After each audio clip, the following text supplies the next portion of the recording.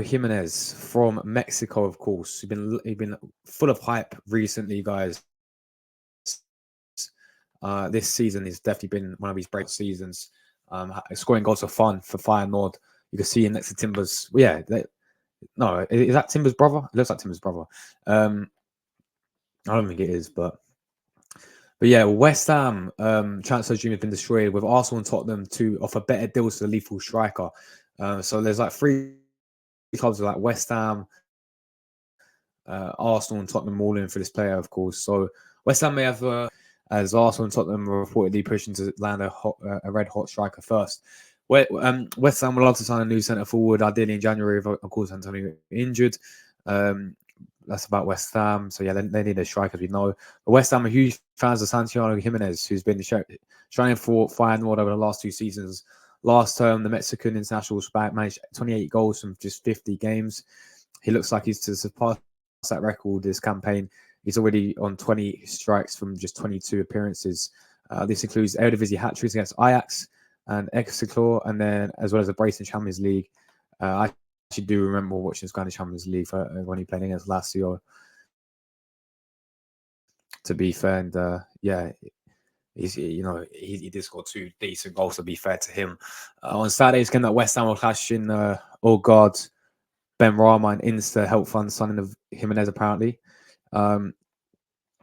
West Ham have now been hit with a setback in their pursuit of the 22-year-old goal scorer. According to Football Insider, he will more likely be joining Arsenal or Tottenham in 2024. This was a $2 off of final better deals on West Ham. Final provisionally set his price like around 30-40 million, though that could rival his continued scoring. And if Arsenal, Spurs, and West Ham get into a bidding war, of course, yeah, I think you've seen so many. As soon as clubs get into bidding wars, guys, it's like when the price increases massively. Like when clubs are right, well, whoever the best price wins, like the highest price wins is like one of those ones. As soon as clubs come involved and they all start doing bidding wars, that's when the team will be smart about it, who we're trying to buy from, and then they'll literally increase their price as much as they possibly can, because I think that's what happens when 3 teams get into a bidding war. It looks like this for Arsenal, Spurs, and West Ham. But yeah, Arsenal want them both in for Santiago Gimenez. Final chief views Gimenez as being integral for the chances of success this season, and therefore aiming to keep him for January. Final will be more open to negotiate his exit come the summer. This plus the fact Arsenal Spurs are pushing to sign Gimenez could force West Ham to go in for alternative striker targets. One is Stuttgart's Guarulhos. Though he's fantastic Bundesliga form, means he what is going on here, bro? Mate, what do you mean page unresponsive? Means he was wanted by host teams across Europe. 20 Chelsea forward Broja is a budget option, as he'll likely to be signed on loan. Also ready to intensify their interest in Gimenez after finding out Ivan Toney will be wearing at Brentford, in order to repay the faith they've shown in him. Arteta's not too sure on the current strikers, as we know of Eddie Nketiah and Gabriel Jesus. Let's continue. Spurs, meanwhile, never properly replaced Harry Kane, as we know, so they need a striker as well. So, yeah, the race for this guy here, Santiago Gimenez, is on. Now, yeah, as I said, this guy's absolutely flying over there in the Eredivisie right now. If actually you do share his stats very quickly. If we have a look at this, Kieran Laban's up, people. Liverpool falls down below as well. We'll be back literally 3 streams coming up today. This one, 2 others ones as well coming up. But let's just put up his profile here, people. So yeah, here he is. So he's currently still very young, 22 years of age, born in Mexico, as of course. Currently, he's going to be around 30 to 45 million for Santiago Gimenez. I presume they're going to try and get all they can for him. Of course, he's been one of the main guys. You can see he started 17 matches and scored 19 goals in the Eredivisie. He's on absolute fire this season, to be fair with him.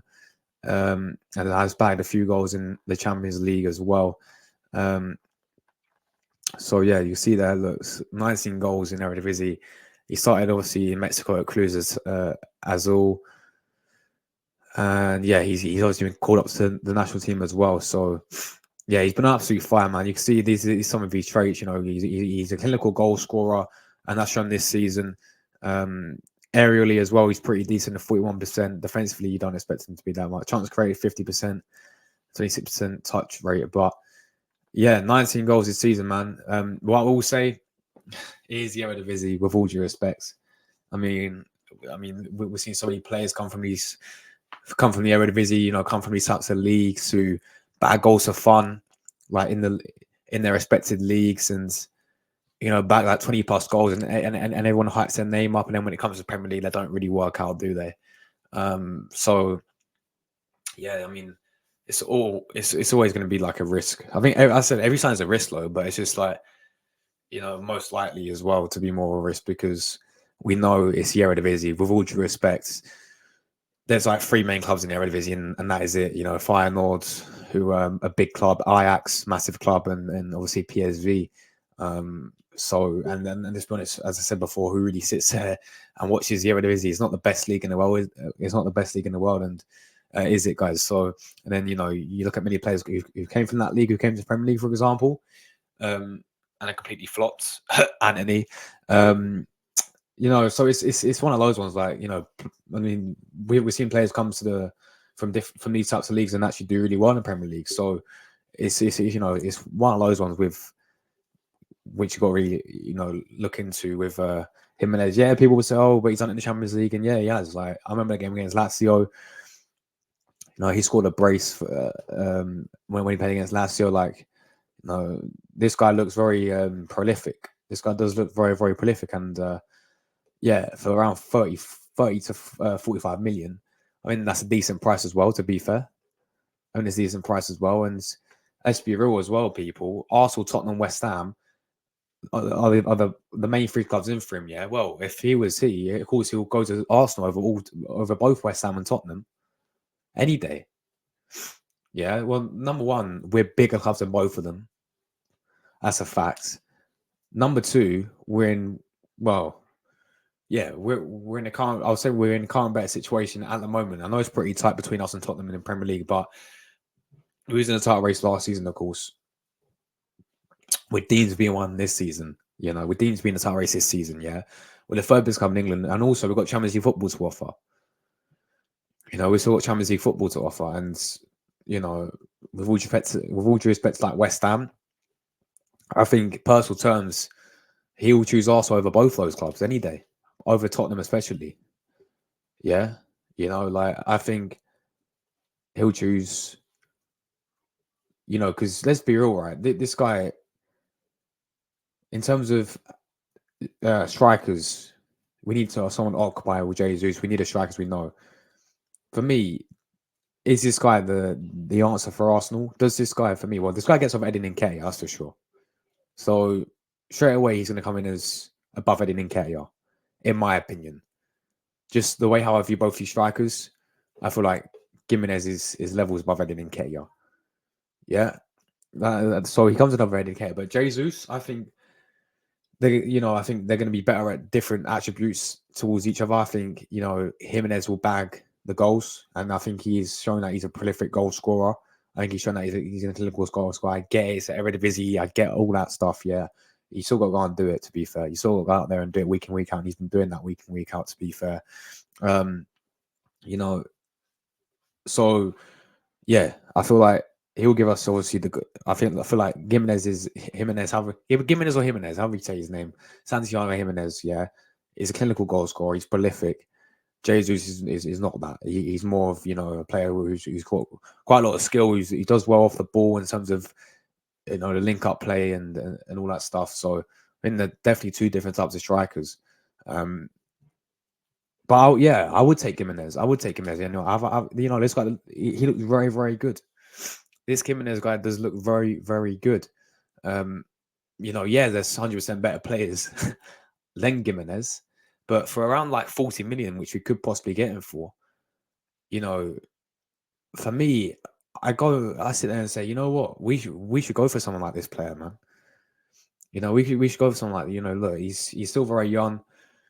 I know he's not proven yet in terms of in the Premier League and all that. I know he's got a lot to prove when it comes to Premier League, and that's why I wanted Tony so much, because he's already done it in the Premier League. He's already been here and done it in the Premier League. So that's why I wanted someone like who's here and now, you know, who can just come in right now and do a job. So yeah, like we have to wait and see how Gimenez obviously, if we did ever, just in hindsight, if we did sign him with that, but that's not the same for every single signing though. Every single signing is a risk. Let's be real. Even if we did get Tony, like the guy hadn't played in 8 months, you know, so who knows how he would, you know, fit into our system. Like it's like that for every single signing though, isn't it? You know, but at the end of the day, right, you got to go and get the right players to fit this Arteta system. And does Santiago Gimenez fit Arteta's system? I think, you know, I think we need a goal scorer, and I think this guy is a goal scorer. So let's wait and see what happens with this one. Again, guys, I don't see this happening in January. It's going to be one of those ones where, I mean, half these deals, yeah, you look at half these deals, right, and every player we talk about seems to be the summer now. Nothing for January, nothing for January whatsoever. So it's all about the summer, and you know, all these types of players, all these strikers. Oshiman's going to come in the summer. Gimenez might come in the summer. Zubameni might come in the summer. It's all the summer window, man. This summer window is going to be crazy. But I want players for January now. We need players for January, and it looks like the only way we're going to do that is what everyone's talking about. We got to sell. We've got to sell players before we buy players, and at the moment we're 15 days in of this January transfer window, and we've literally recalled Marquinhos back from loan, and that is all we've done this first 15 days. So, and look, I get, you know, clubs around the world have not done that much business other than Tottenham, really. I can't believe I'm saying it, but Tottenham have actually done their business early. You know, they bought in Werner, they bought in Radu. You know, two very smart signings for two good pieces of business for them, because they know Son's out for the Asian Cup. You know that they need the squad depth as well, Tottenham. So you know they've done their business early, and we're sat here 15 days in, kind of just scratching our heads at the moment. What's actually going to happen? Is it going to be one of those windows where we sign absolutely no one, or we sign one player, which we did like a few years ago? I remember when we just signed Denis Suarez on a loan deal. Will it be something like that this January? You know, which we most likely will be. It most likely will be, because look, this has been the whole narrative. This has been the whole excuse why we can't sign Ivan Toney this window. Just because financial fair play, profit and sustainability rules, this and this, all that stuff. Yeah. Oh, we ain't got the funds to buy Ivan Toney. I wonder why we ain't got the funds to buy Ivan Toney. Oh yes. Let's just cast our minds back to the summer window when we decided to pay. When we I can't get my words out. When we decided to splash 65 million on Kai Havertz. Let's go all the way back there. Yeah. And you wonder why we can't go. I mean, you wonder why we can't buy Ivan Toney this window. It baffles me, man. This is the thing. Like this club, once again, is not going to do what's required. You know, we give Edu credit when it's due. Yeah, and at the same time, you got to criticize Edu as well. Yeah, and I said it. I was looking back at our previous windows. Yeah, and his first window, look, when we signed like Cedric and Pablo Mari on on 2 loan deals. When we signed Marquinhos, yeah, on then for I think the same summer. Yeah, I think it was summer after that. Like when we signed Marquinhos, like Edu decided to play. We got him for free, Marquinhos, yeah. But Edu paid 3 million to keep good relations with Sao Paulo. Like what? So at the same time, you got to always criticize Edu where it's due as well. You know, give credit where it's due with Edu, because he has brought in some fantastic signs like Declan Rice, Partey, Timber, those types of signings. Ramsdale was a good signing not in the end. Obviously, I know what's happening with him now, but he was superb last season. And that was a decent signing. So give credit where credit's due as well, of course. But at the same time, you got to sit there and actually look at Edu as well overall and be like, all right, hold on a minute. Some of these signings that you've actually made in these past windows have been very, very questionable. Very, very questionable. People wonder, wow, we can't get Ivan Toney's window.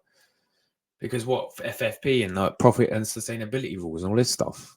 Like, it's honestly, John, there's players there we can sell as well, man.